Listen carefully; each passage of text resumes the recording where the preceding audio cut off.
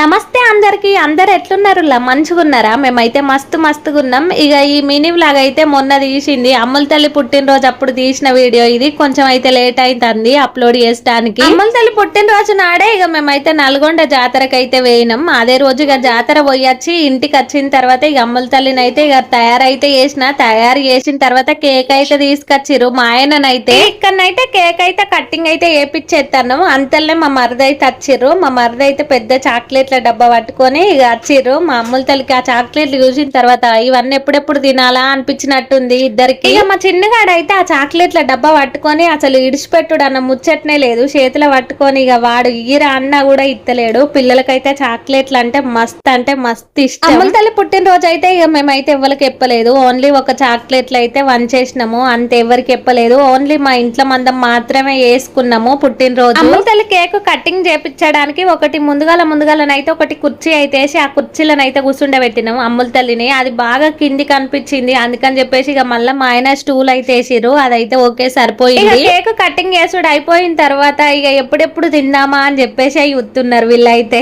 ఇక వీళ్ళు ఇట్లా తింటారో లేదో అట్లనైతే దగ్గైతే షురు అయిపోతుంది. అమ్ముల తల్లి పుట్టినరోజు వేడుకనైతే ఇట్లనైతే వేసుకున్నాం. ఉన్నంతలో మంచిగా సింపుల్ గా వేసుకునేదే బెటరు. లేని వాటికి పోకుండా ఉన్నంతలో మంచిగా తృప్తి పడడమే గొప్ప అనేది అయితే నేను చెప్తా. ఎల్లటి ముచ్చట్లయితే ఇంతే. ఉంటా మరి వచ్చే వీడియోలో కలుద్దాం. వీడియో నచ్చితే ఒక చిన్న లైక్ అయితే ఇయ్యురుల్లో. ఉంటా మరి.